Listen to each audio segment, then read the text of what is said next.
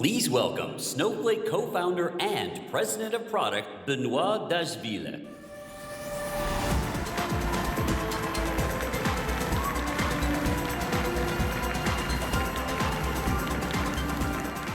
Hi, good morning, everyone. I'm really happy to be here in Las Vegas with you all.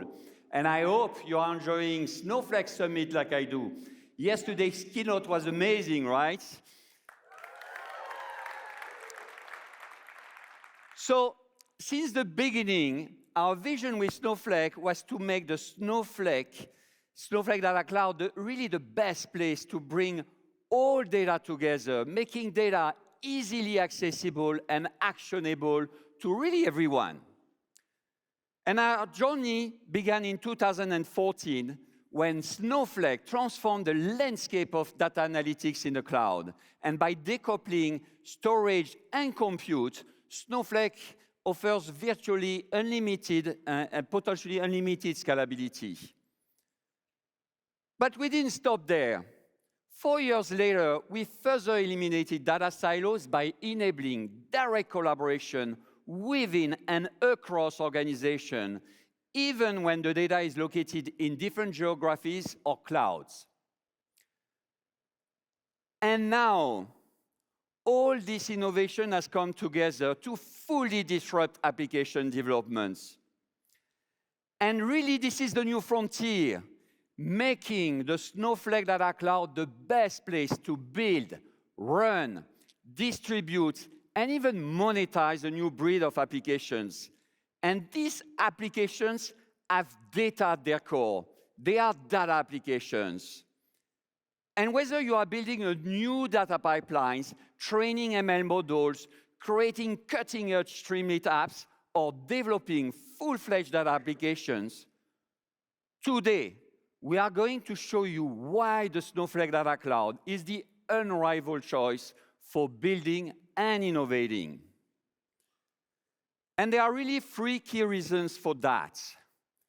First, Snowflake offers one single platform that empowers you to build high-value data products from their data layers all the way to their user interface.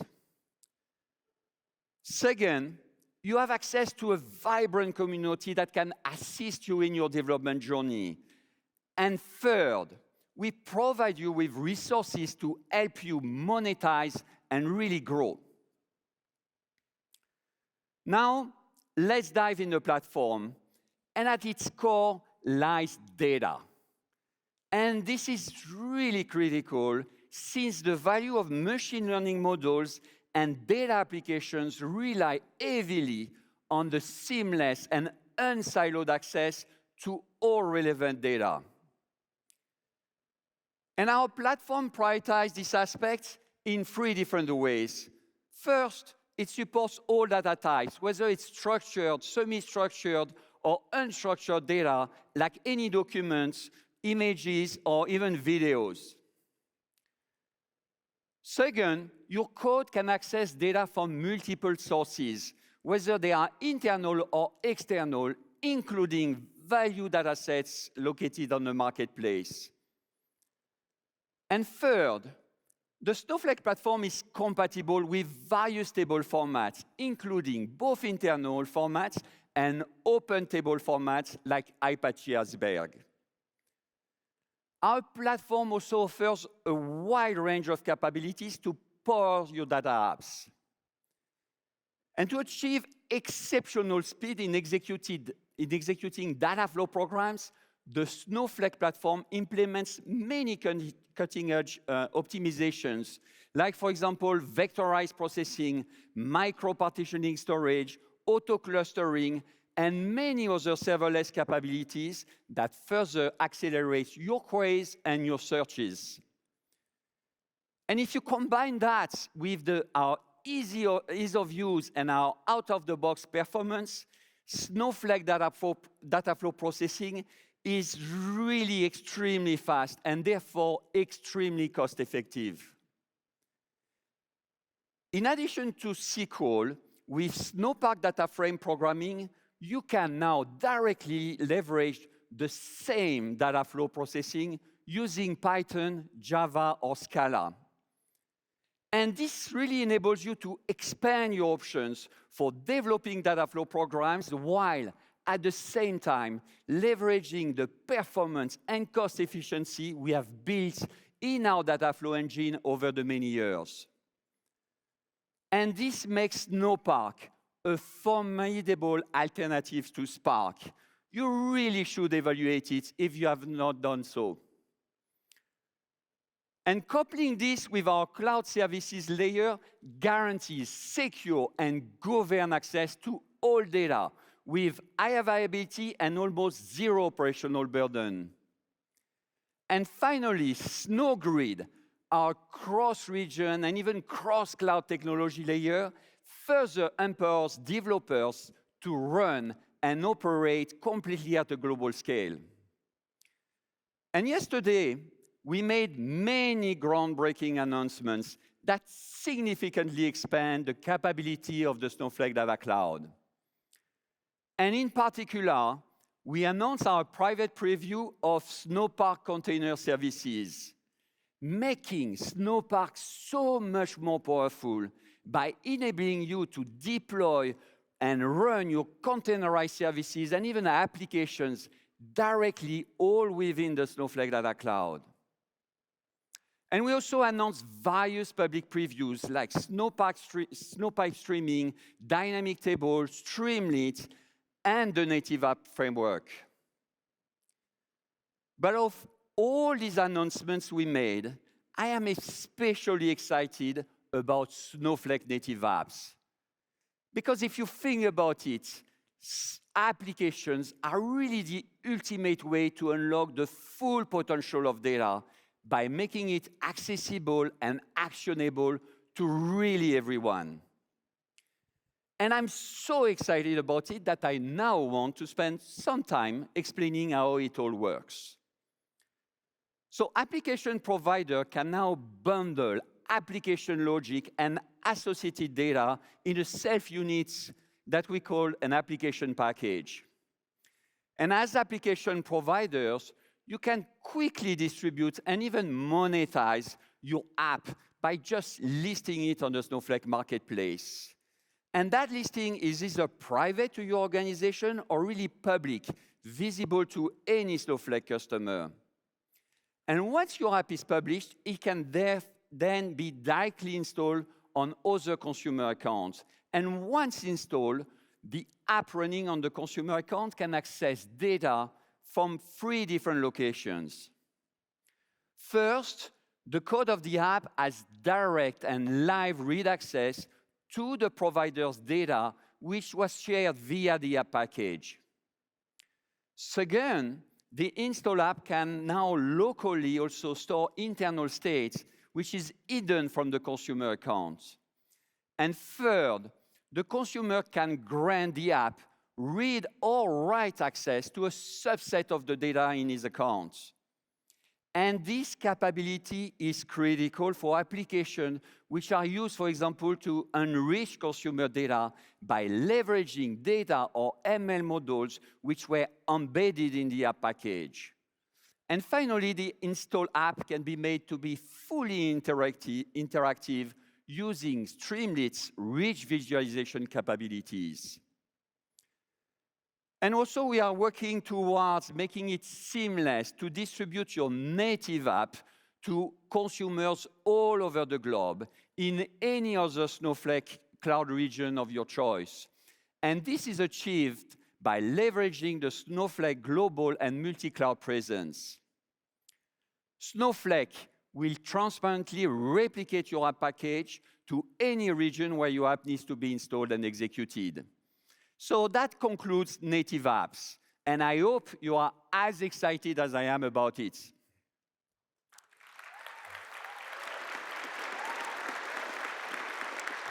So Snowflake goes beyond just providing an amazing platform. We also recognize the importance of having a strong community that can help builders, really builders like you, solve problems and provide you with ideas that can really accelerate your development lifecycle. And with Snowflake, you have all been active across the globe in this incredible community. And you have been contributing in many ways, from local in-person events, user groups, or even online forums. And we also recognize the data superheroes, which are here with us today. Bravo. Yeah. And it's very important to acknowledge that these groups give a month of their time and effort to share their expertise and help the Snowflake developers get the best possible experience. Data superheroes, really on behalf of the community, thank you for your dedication and support. So the community is also great at making great contribution to open source developments. With Snowflake Labs, we open source internal tools, and we also contribute directly to many of the projects you use, such as Streamlit, Apache Iceberg, Apache Airflow, and Fist. And finally, there are the weekly challenges where you can develop your Snowflake skills. I want to extend a big thank you to Christopher and Mike, who created last year 52 challenges from a conversation at Summit last year.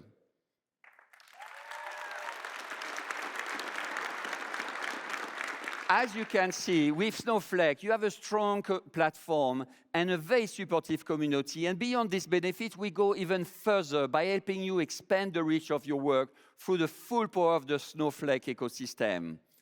The Powered by Snowflake program helps companies at all stages build, operate, and market their application on Snowflake.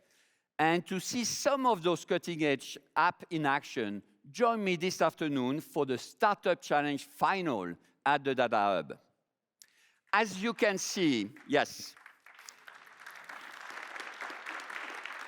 As you can see, we are dedicated here at Snowflake to help you continue to grow and build data applications that can potentially reach millions of users. Now, it is time to see a set of action-packed demos. And for these, please welcome Elsa Meyer on stage. Elsa, to you.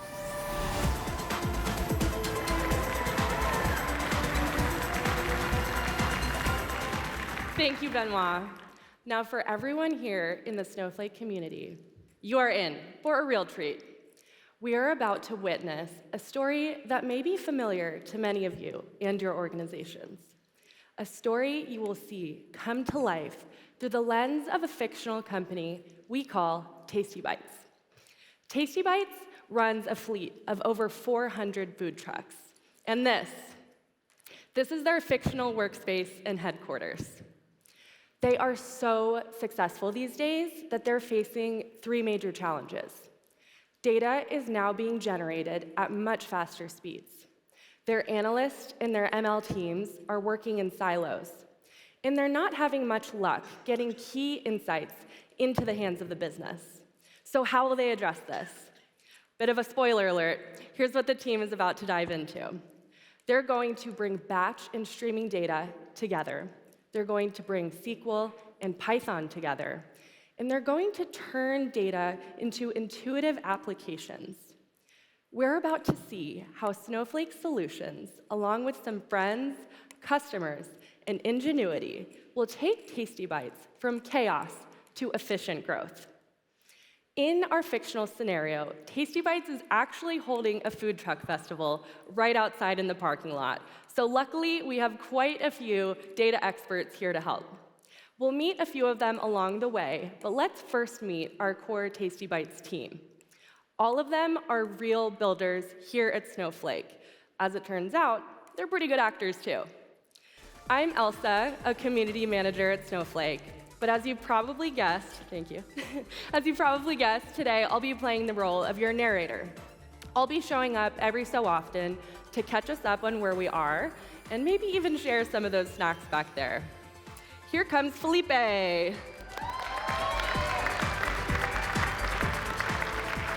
Felipe is a lead developer advocate at Snowflake and an analyst in our Tasty Bites scenario. And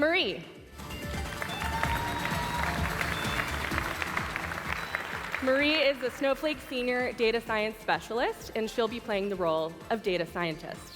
Let's meet our other two key members, familiar faces, no doubt. Snowflake's very own Dash.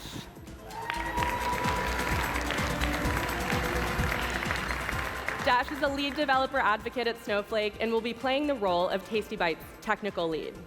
And Amanda. Amanda is Streamlit co-founder and Snowflake product director, and she will be acting today as product manager. I'll be back in just a few minutes, but keep in mind that everything you hear and see about Snowflake is all real and available for you to try as a part of single platform. Team, take it away. Hey, Amanda. The food truck festival is so amazing, and I ran into so many people that I really wanted to talk to. Yeah. Don't even talk to me about it. I'm so hungry right now. I missed it because we had an emergency leadership meeting where our CEO has handed us a brand new project that we need to be ready to present on at the next board meeting in a couple weeks. That sounds super important. What is it? Well, you know how we've been brainstorming how we're going to empower our franchisee owners to increase their own revenue? Of course. Well, the data science team has actually given us a new proof of concept that potentially lets us give franchise owners data-driven pricing and promotion for their own trucks. It's a really cool idea for how we could drive more pre-truck revenue, but of course, it's just a prototype. And now the exec team wants us to have a plan ASAP for how we can roll this out to all of the trucks. Okay. Yeah, it's tough. That sounds like a tough problem to solve. The good news is I've looped you in as well. Actually, good. I've got a meeting right now with the data science team and our franchise operations analyst to figure out a path to production. You want to join and weigh in? Absolutely. All right, I just Yeah, got to get a can help. snack real quick. All right. You want anything? Water. There we go. All right. Guys, Ready? sorry I'm late, had to skip lunch, but good news, I brought Dash with me to make up for it. All right, Marie, I hear you've built us a cool proof of concept. Can you fill us in? Yeah, so I've managed to build an ML model that can accurately forecast demand based on promotion of a menu item. To get that, I had to bring together purchase transaction data, historical record of promotions, and cost of goods. Using these ML-driven recommendations, we can expect a 10% lift across all of our food truck brands. Really, 10%? Well, I mean, that would be really impactful if we could roll it out, but obviously this is just a proof of concept. So what hurdles do you see to rolling it out? And actually, let me take some notes. I'll send them out afterwards. Well, accessing and processing data of daily transactions from our 450 food trucks was not easy, as we're talking billions of records. So I have the transaction data coming in real time, but I also had to enrich it with the more static cost of good and promotion data. Okay, so just playing that back, we obviously need a way for batch and streaming to come together. That it, or what else? Exactly, and automating pipelines to reproduce the transformations I've created in Python to feed to models. We don't have the resources to make this a real service. Yes, and obviously we can't build a real service for the franchisees without first making sure that we're solving the underlying platform and data problems. Dash, anything that we've actually already got on our Q2 OKRs about this? Well, we only use the platform today for batch-oriented workloads and to support our SQL users. The data that Murray's talking about, that's generated at a much, much, much faster rate. And for now, we have separate infra to ingest all of that. Yeah, as an analyst, I can tell you it's been great for SQL and batch, but I would also like to be able to use the inputs and outputs that Marie's science team is working on. But because all of that work happens in a separate platform, I'll never get to build on top of that. Got it. So we've got a silo between our batch and streaming data, and also a silo between our data science team working in Python and our analyst and operations team working in SQL. Sounds frustrating. Yeah, to be honest, we've tried to bring all these things together, but in the past, it's never worked. Yeah, which is why our team has its own separate infrastructure, which does mean we end up doing a lot of manual work on our own. This slows down our ability to run new experiments and then ship the successful ones into production. Okay, so let me just outline what we would actually have to put a solution in place. So in an ideal world, we're going to have a platform where you could access and transform streaming and batch data, and you could do it in either SQL or Python. Yes. Okay. And then I'm assuming we're going to need some way to move work between your two teams. And on top of that, we need to figure out how to get these data products actually into the hands of our franchisees. Dash, any thoughts? Sounds awesome. Super complicated. Okay, well, yes, we've got the high-level vision, but obviously it sounds like this is going to be hard. but we don't have a lot of time. We need to present on something at the board meeting in 2 weeks. So let's see if we can figure out at least a path to an MVP, right, that would make this possible. At the same time, I think we're going to have to start work in thinking about how we could actually deliver more of these data products to our franchisee owners. I'm assuming that actually you probably could build a lot of data products for them, and that could be really impactful for the company. So we're going to want to figure out how we could scale that. All right, let me actually synthesize this up, and I'll send you guys the notes, and we can schedule some follow-up meetings. Amanda, you should talk to my friend Rebecca. She leads the data science team at EDF. Oh, yeah? I'm going to send you an article she recently wrote, and I know they've built a lot more cool stuff using Snowflake. Awesome. Well, I'd love the intro and to meet her, and I'll take a look at this article while I eat my lunch of mango pineapple mix. Well, I better get to work. I'll see you guys soon. All right, See you guys. see ya. I'll bet a lot of you can relate to what's going on here. We know that Tasty Bites teams have a few challenges to solve. The data they need is coming in at different speeds. Their analyst and ML teams are working in silos. And the business teams, they need their results yesterday. We know, does this sound familiar to you guys? Anyone? Raise a hand. All right.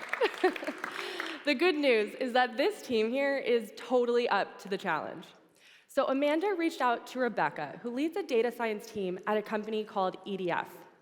EDF is a real Snowflake customer and a leading energy supplier out of the UK that's already overcome the kinds of challenges that Tasty Bites is facing today.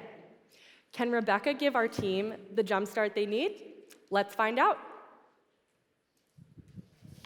Rebecca, it's so nice to meet you. Hi, Amanda. Great to meet you. Yeah, thank you so much for taking the time to meet today. No problem. I was just meeting with Marie, who I think you know, and we've got a problem internally that we're trying to figure out about our platform, and she said you'd actually built something similar, so I'd love to learn more. Sure, no problem. Where should we start? Well, let me give you a little background on the task that we're trying to accomplish. A key to our success at Tasty Bites is increasing sales per food truck. We think that we can do that on low demand days by actually sending out optimized pricing and promotions to each of our trucks. But we really aren't set up to deliver those insights directly to our franchisees. We're going to have to overhaul our entire data platform in order to deliver this. And I'm not sure if this is resonating at all, but I would love to understand the problem that you were trying to solve and see if there's any overlap.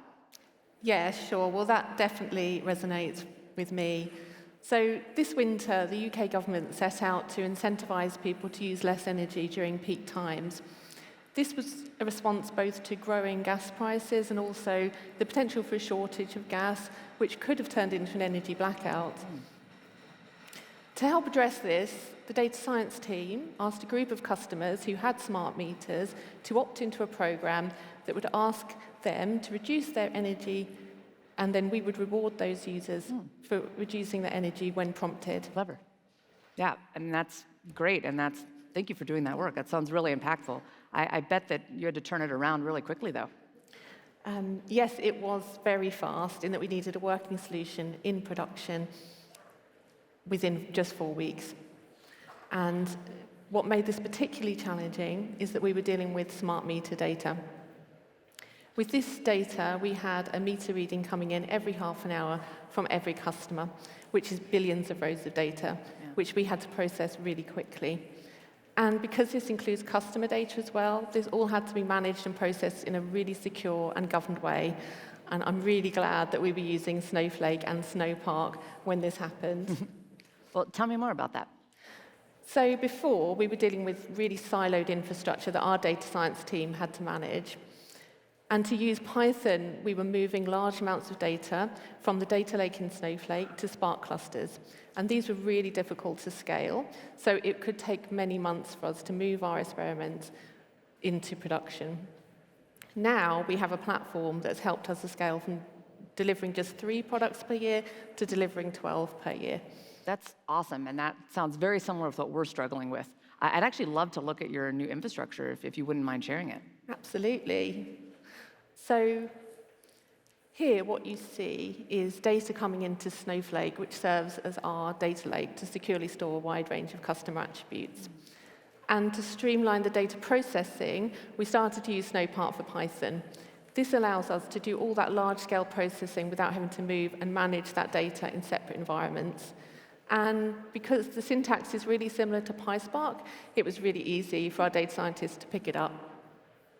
And then to streamline the path to production, we've built out an environment for discovery. Here, our data scientists could use Snowpark to do all our experimentation and then quickly move that into production. Well, that sounds really straightforward and quite elegant, but how long did it take you to actually build it? Well, we started with an initial proof of concept. This took just 2 weeks.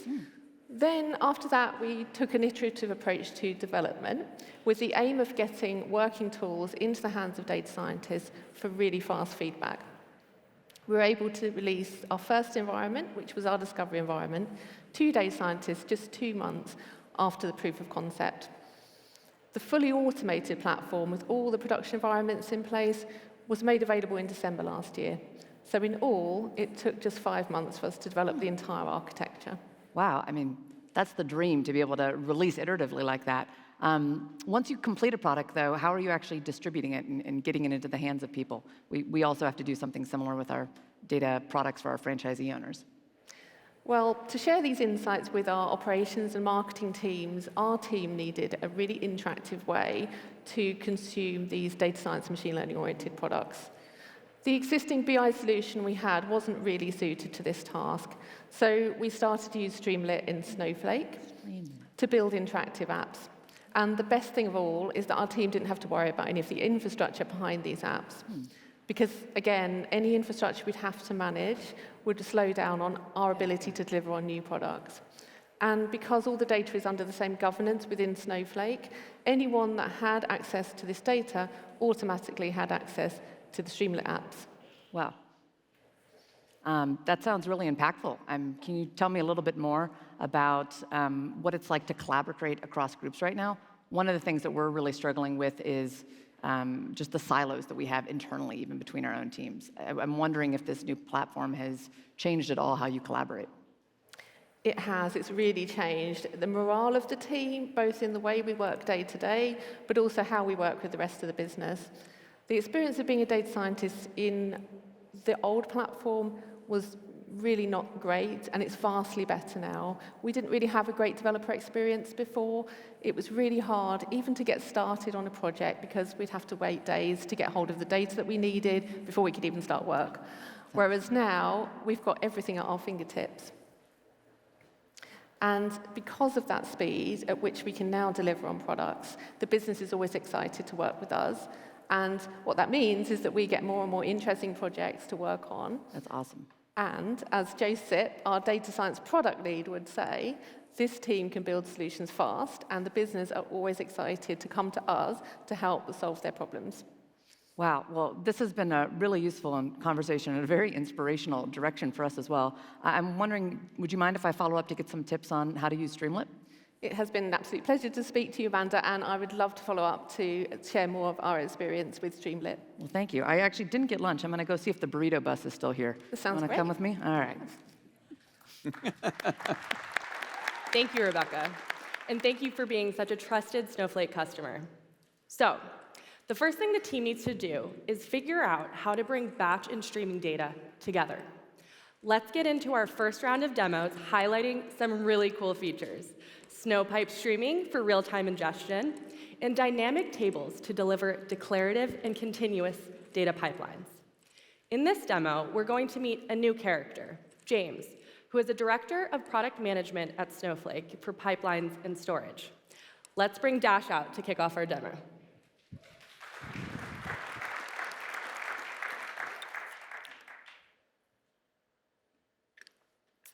All right, we got some water. How's everyone doing today? Excited? Awesome. So what I have going on is I'm ingesting some order transactions data using Kafka Producer, right? And I've set the ingestion method to Snowpipe streaming right here. What I've also done is set a Kafka topic to orders, as you can see right here. And then I've mapped the Kafka topic to a streaming orders raw, which is a table that's going to get created automatically because I've set this attribute to true, which is amazing. So I don't have to know the schema beforehand, and I don't have to pre-create the table. It gets created automatically, right? So now let's look at the data itself. For that, I'm going to go over to Snowside. First, let's look at the data structure. Here are columns being ingested into the table, and now we're going to look at how many rows I've got in the table. 29,000, not too bad. We can do some analysis with the sample size, right? Now let's look at the actual data. Here we go.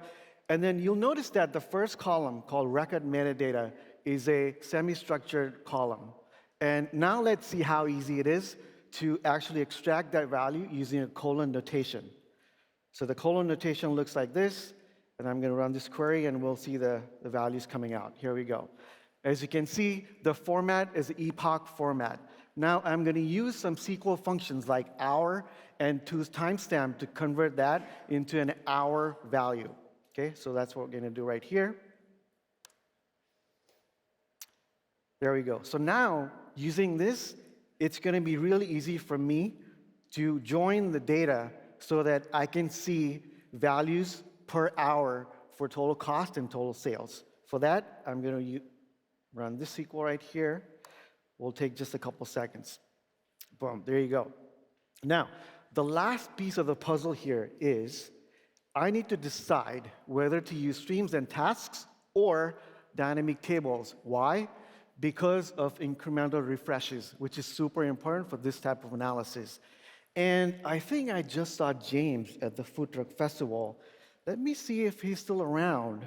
He can probably help me out because he knows all about that kind of stuff.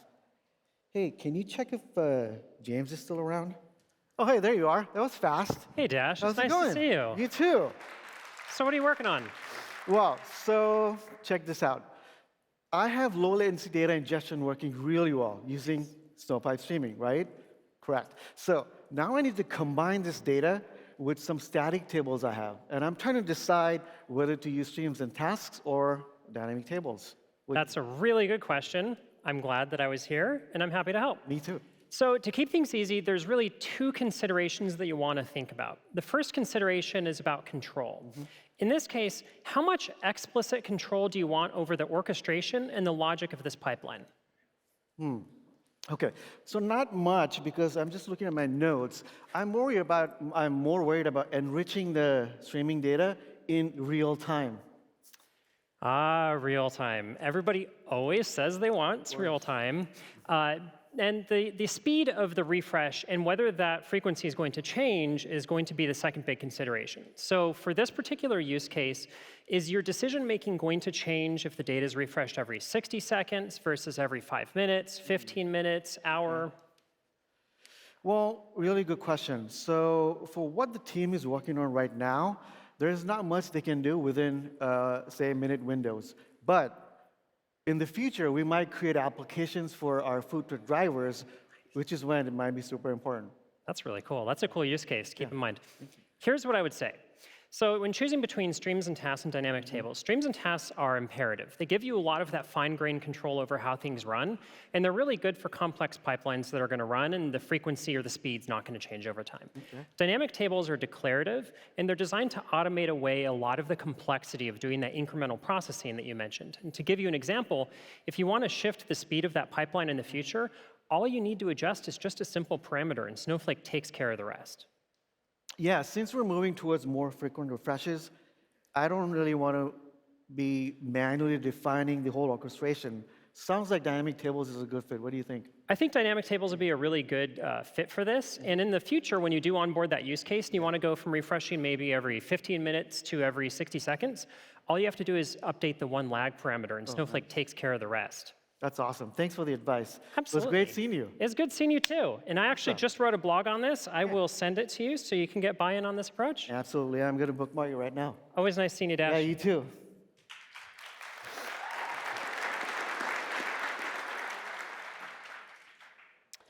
All right, so we've got the ingestion going.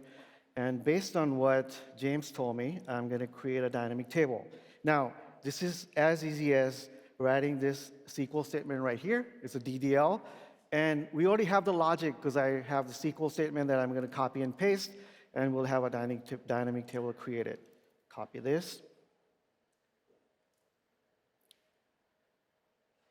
Let's go ahead and run the SQL. There it is. So now I'm going to do a manual refresh so that we can review the data that we've just created using the dynamic table. So for that, I will find the SQL that I need to run. Give me just a second. right here.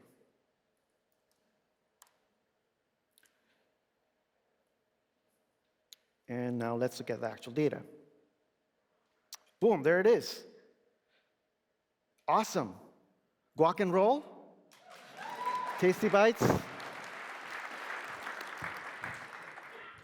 So, we've handled the matter of bringing batch and real-time data together using Snowpipe streaming and dynamic tables. Now the team is ready to tackle the next thing, bringing Python and SQL together to strengthen collaboration across data teams. Dash is about to take a stab at a proof of concept using Snowpark. In particular, using the new Snowpark ML APIs for feature engineering to accelerate code developed by Marie, our data scientist. In a few minutes, to get help with that, we're going to introduce a new Snowpark expert to the story, Etta, who in her role as Principal Data Cloud Architect has helped dozens of customers get the best use of Snowpark.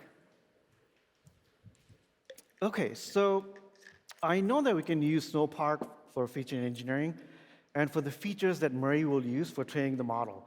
I've gone ahead and written some code that I'm going to walk you through right now, and we're going to do a bake-off. Who's ready for a bake-off?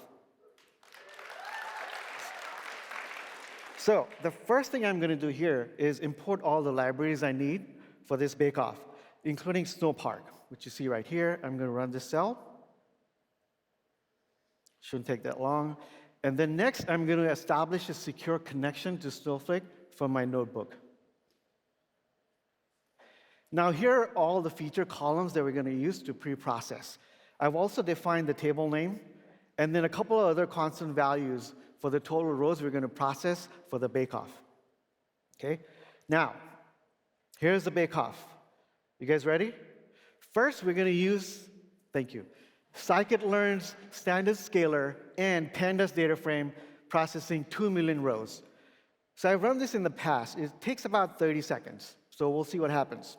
It's a live demo. So I have some jokes in my pocket. I'll pull them out if it takes longer.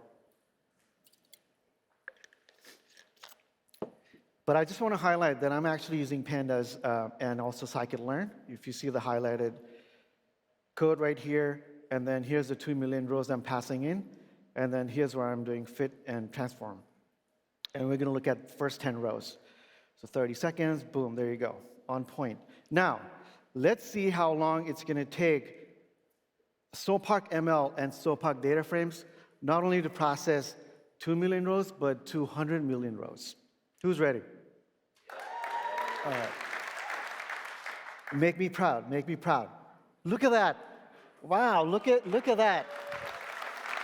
How amazing is that?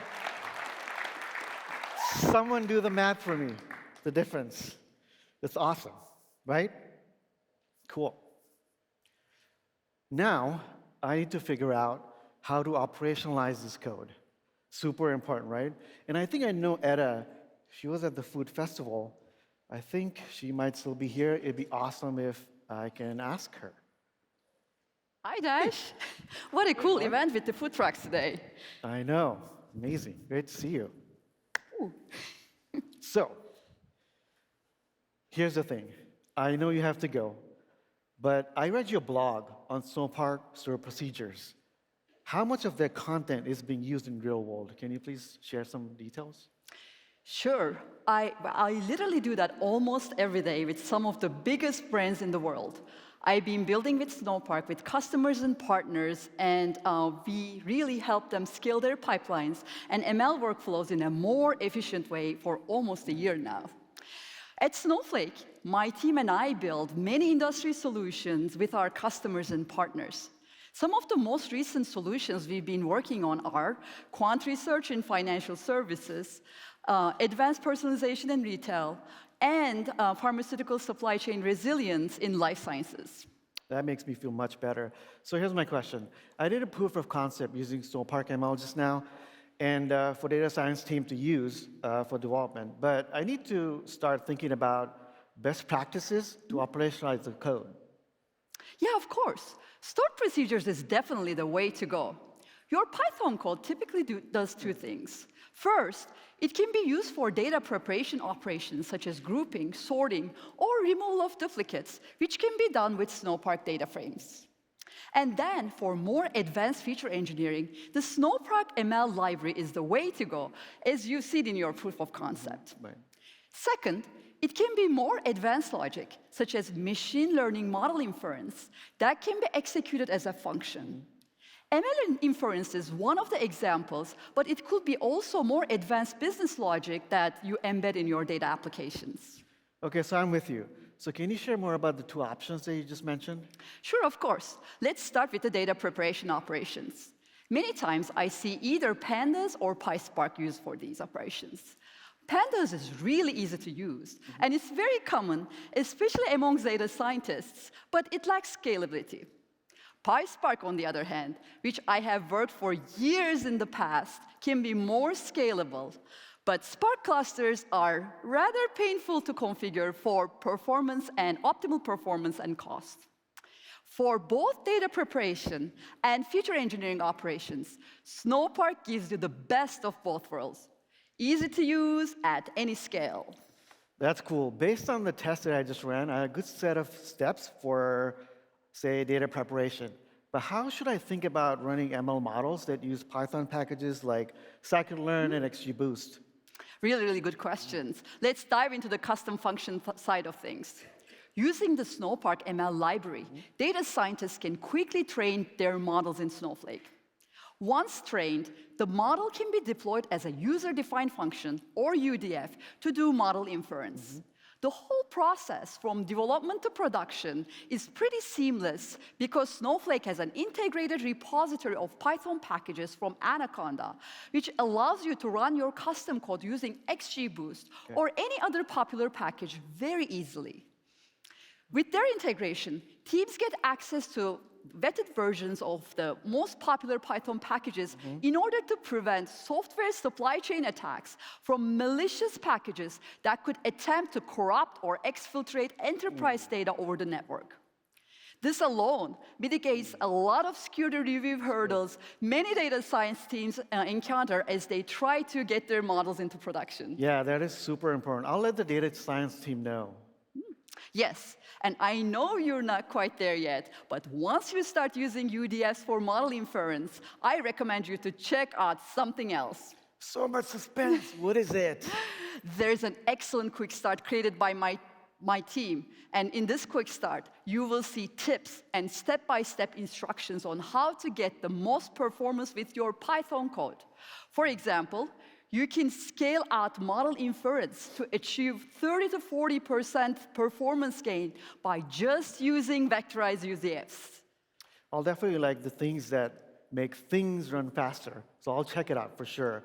So I know you have to go, but let me tell me if I got this right. So I need to remember to use stored procedures to schedule and operationalize my data pipelines. And I have to look into user-defined functions for writing custom code for inference. Is that right? You got it. Nice. Thanks, Etta. Super helpful.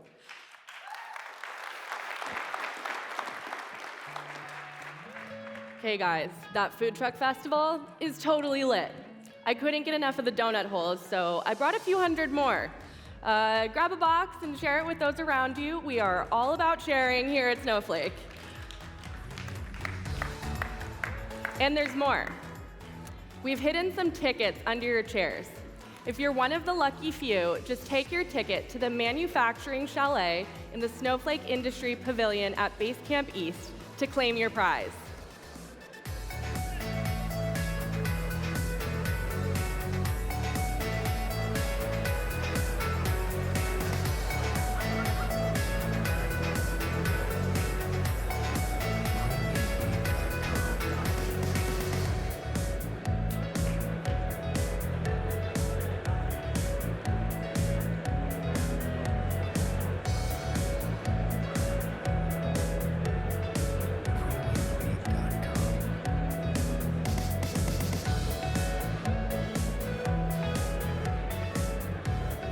Okay, so back to Tasty Bites and our demo. Before the break, the proof of concept for Snowpark went really well, and Dash is super excited to see the data science team try it out. So the team has found a way to bring batch and stream data together. And now there's a path to bring SQL and Python together. The only thing that would make this even better is if they could give more power to the analytics and data science teams. And I have a hunch that using ML-powered functions and Streamlit in Snowflake is going to do just that. Let's see what the team is able to do. Hey, Felipe, is that a burrito you're eating? Yep.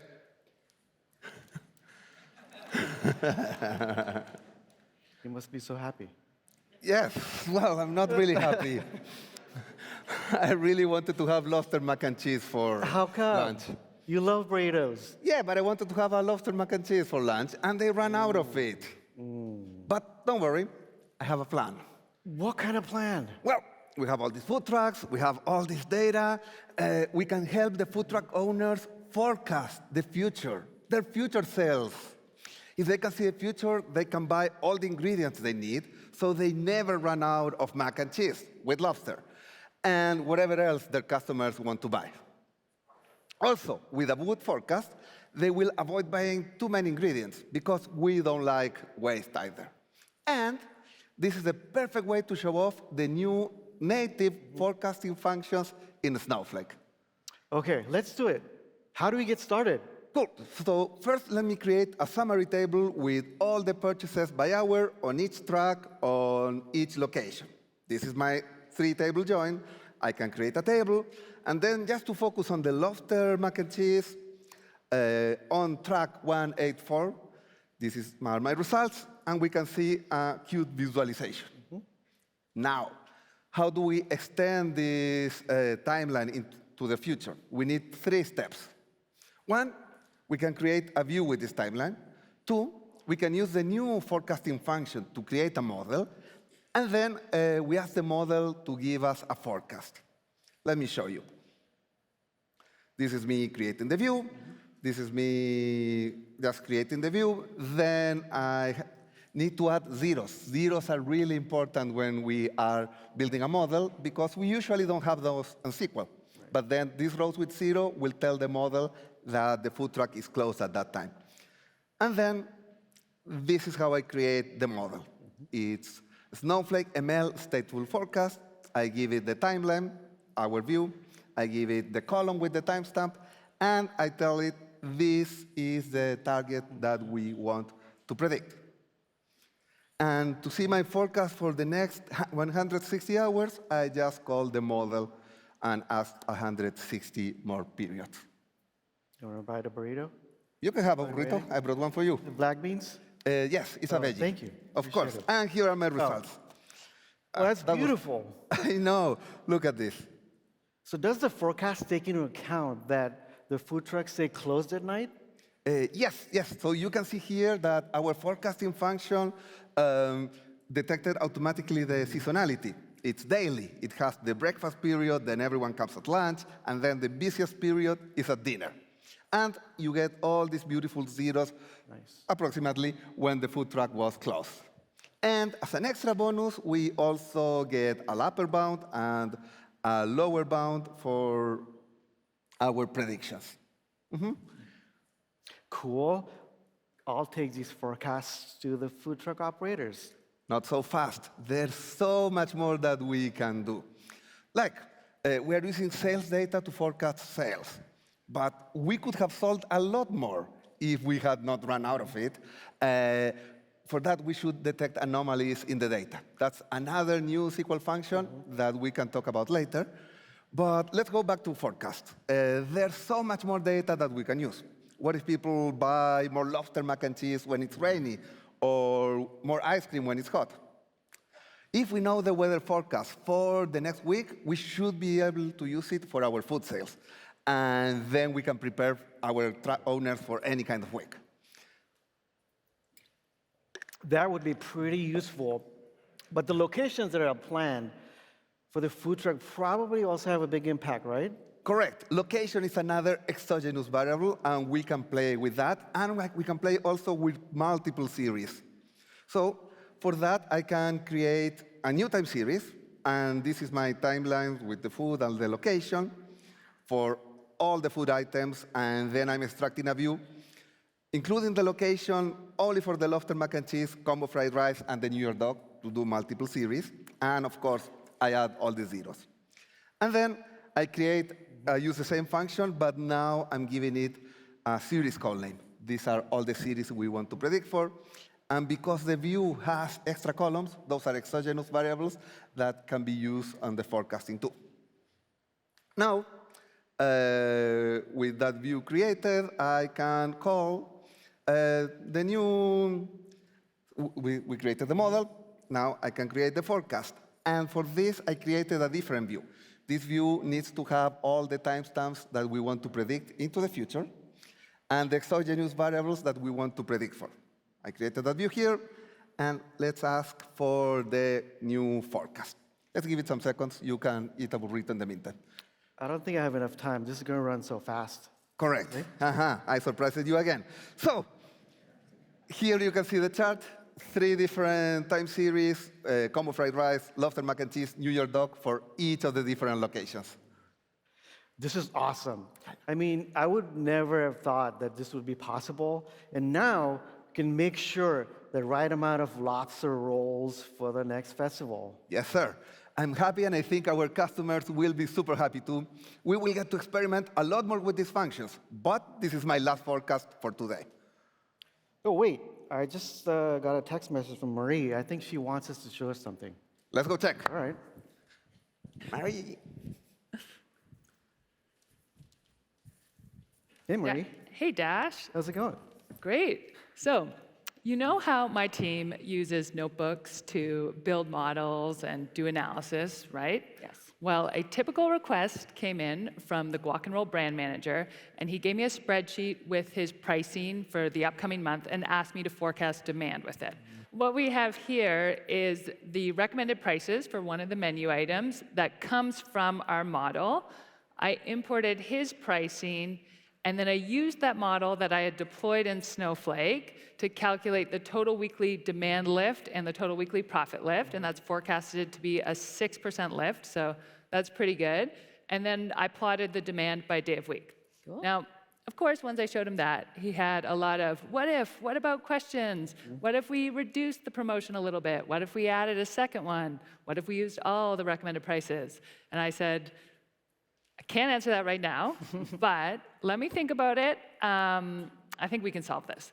So I went away, and that's when I saw your note from your meeting with Rebecca about Streamlit. So I went into Snowflake, and with just a few lines of code, I put together the simple Streamlit app where you can navigate to a brand and then navigate to a menu item. So I'm going to go to the Not the Worst Hot Dogs brand, and then the Chicago dog. And here you could see the recommended price. So I thought this would be a good way brand managers could at least get the recommended prices when they want them. So I sent a message to the brand manager. We hopped on the meeting. And I want to walk you through how that meeting went because it was a really cool experience. All right, I love a good behind-the-scenes story. OK, so the first thing, after showing him this, I wanted to show him how easy this was. So I could make changes to the code over here. See that balloon? I'm going to change it to a truck. And on the right side, ta-da, you can see a change. So right away, we can see right away we can see the application change and interact with it. So I said, because of how easy this is, if you have any ideas of how this application could work for you and be really useful, maybe we can iterate through it right here and make it happen. And he had an idea. It was a great idea. He said, well, what if we use this not just to view the recommended prices, but we actually used it to set our pricing? I said, OK, let's try and figure that out. First thing we had to do is make this data frame here editable. So we're going to switch it from a Streamlit data frame to a data editor. And then once I do that, we should be able to have that update. And then now we can edit this price. So I'm going to edit it to one of the recommended prices for one day here. OK, great. So we can adjust the prices. But now we need to capture those changes. So I'm going to capture it in a data frame called set prices. And I want it to be a Snowpark data frame, so I'm just going to use the create data frame function here. All right. So now we can change the data, we can capture the data. Next step is to be able to save the data and submit it. So we thought, how about add a button? So we added a Streamlit button that says update prices. And then when that's hit, we're going to save that data frame back to Snowflake. And we're going to do this by appending it so that we can submit it for multiple menu items. Makes sense. Smart. And the table will be final pricing. OK, so now, let's see. Did this work? Will the button appear? There's the button. We can hit update prices. Now that change is made, we're going to save it back into the table in Snowflake. And then the other thing we also added, because it's kind of hard to tell if anything happened when you click that button, so we added a nice Streamlit info message that says updated, so we know it happened without error. So now we can submit that, do it again, and it will let us know when it's successfully saved into Snowflake, and it will say updated. OK, is it going to sit? Well, we'll get to see it again later. So the next part of this demo is, or the next part of this meeting, which was a really cool part. He said, OK, this is great. I can update prices. But what would be really nice if I could try different prices and see what you had in your notebook so I can know the demand of the different prices I'm trying. And I said, yeah, that makes a lot of sense. And I think we can just copy this over because this is Python, that is Python. So let's copy over where I'm calling the user-defined function here. So right under where we change the prices, I'm just going to paste this in. What I'm pasting in is where I define the features for the model, where I use that user-defined function to call the model and get the new price demand, where I calculate the two metrics we really care about, the demand lift and the profit lift. And then I'm just going to make these metrics. And he said that he would like the two metrics to be side by side. I thought changing layout and playing with layout was a little intimidating, but as it turns out, super easy. Again, so just use Streamlit columns, and then assign one metric, demand lift, to one column, and the other metric to the second column. OK. Amazing. So let's see if that submits here. No typos. And what we will see is that for, columns. Yes. Wow. Columns, OK. All good. Columns, live demo, live typing. Super easy fix. It's good it's a small group I'm doing this in front of. Right. Yeah. So that. Nice. That's cool. So now what we see is in the background, this change we made is running through that UDF and updating on the fly to get our weekly demand and our weekly profit lift, which is 6%. Not bad. So any guesses what was asked for next? I mean, I love this, but what about visualization? Oh, yes. Gotta see it in the Oh, chat. yes, the data analyst loves the visualizations. So yes, he asked for a line chart, which in Streamlit, again, is really easy. It's just like any other object. And we wanted to look at our demand by day of week. So on the x-axis, we have day of week. And then on the y-axis, we are going to compare our new price demand that we want for the upcoming month with the current price demand, which has been set in the current month. See any typos, Amanda? It's OK, no one's here. No one's here. It's fine. All right. So now we submit that, again, calling through the user-defined function, get that total weekly demand lift, weekly profit lift, and then we have that nice chart, and you can see that spike in demand on the day we change it.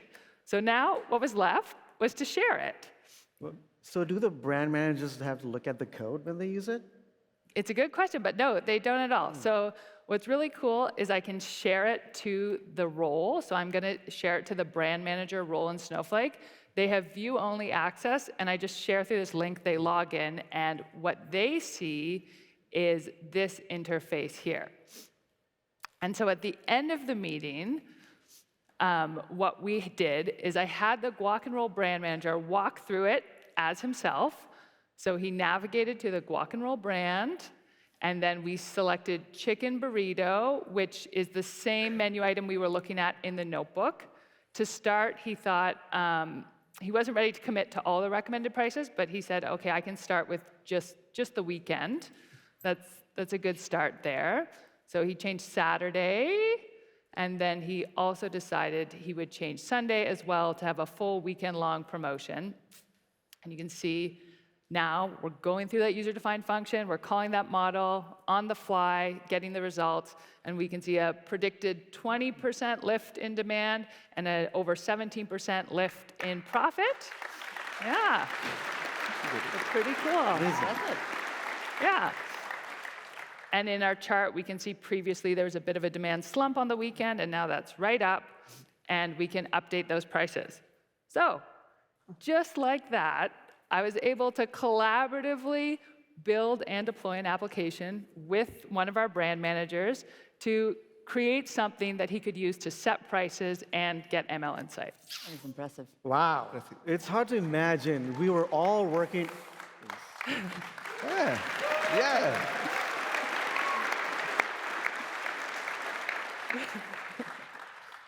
I'll repeat. Wow. It's hard to imagine. We were all working on the same data to do all of this. And to summarize, just to summarize, we got the ingest and refresh of data on a schedule that makes sense for everyone, and also it was cost effective. We now have SQL and Python that is bringing our data teams together to collaborate more. And what else? Felipe and the analyst team can now use their data knowledge to drive their own insights using ML and SQL. And lastly, data science teams can now easily deploy these apps. What a day. What do you think, Amanda? Incredibly impressive, guys. And you've done the most important thing, which is you're going to make me look really good in front of the board. And I didn't even have to write a single product spec. So I'm really excited about this, and I'm actually really excited about the app. It's got me thinking that there's maybe something that we could do here that would actually be really great for just our vendors, right? Not our franchisee operators, and possibly something we could even sell to them if we wanted. Actually, I think we're at time. I'll catch up with you guys later. I've got another meeting. And my meeting's in here, so I'm going to kick you guys out. All right. All right. We'll see you later.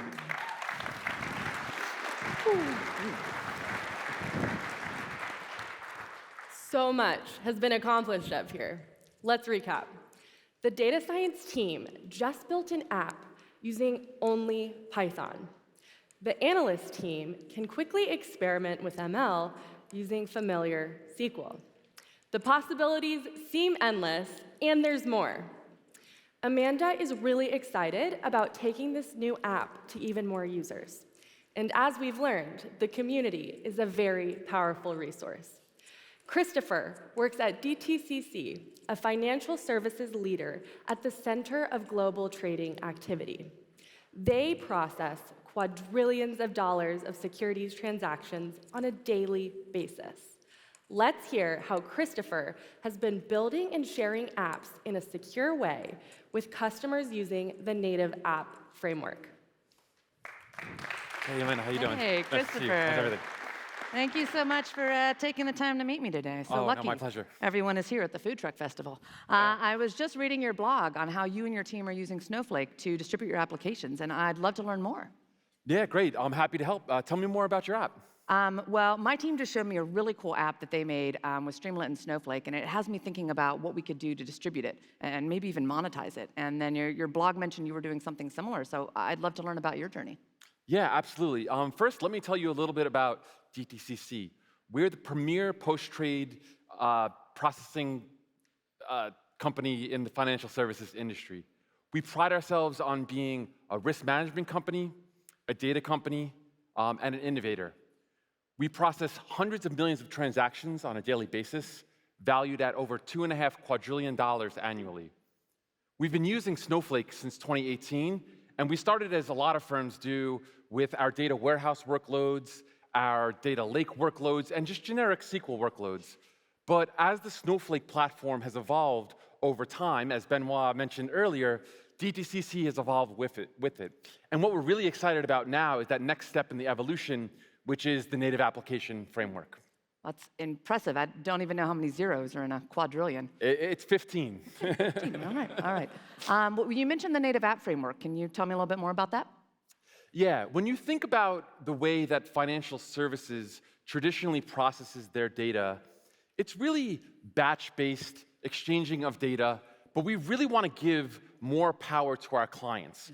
We want to have that power in their hands, and we want them to be able to share both data and algorithms so that they can run not just normal workloads, but also hypothetical scenarios. In fact, I can walk you through the architecture. I think I sent it earlier on. Oh, thank you. That'd be great. Let me just pull that up. OK. All right. So taking a look at this, it looks like there's 3 key components. You've got the data, the logic, and then the UI layer. All of that in Snowflake? Yes, exactly. And that's really key here, is that you have that package of data, logic, and UX. And because you have the rich UX in Streamlit, it means, as the demo just showed, you don't need to have a specialty in UI development. You can use your existing data team to run your native applications.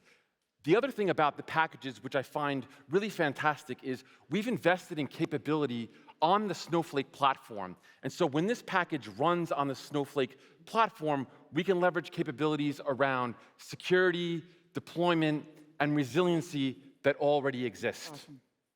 That's really, really cool. Well, this actually sounds like it could be a really great fit for our data teams, and having that all packaged together would be really empowering, because our data team, they're not front-end developers. And I wonder if that's something that you've struggled with as well, like how they become application developers. Yeah, I think it's been really well received by our team. And to be honest, the team, our data team, they're really motivated by impacting our organization. And they're even more motivated by impacting our clients and the financial services industry in general. So an anecdote that we were talking about yesterday is I have folks on the team, for example, who came from an Oracle DBA background, became a Snowflake expert, and are now running end-to-end applications within the native application framework. Amazing. In fact, in one of the sessions yesterday, if you saw, we actually demoed that application, and it was really well received by the team. So we see this as an exciting opportunity to really give that power to our data team. That's really amazing, and it sounds like Snowflake has been so great for you and your team as well. I'm pretty sold that we should go down this route, but is there anything else I should know? You know, we really think that both DTCC and Snowflake are going to have an impact on the financial services industry.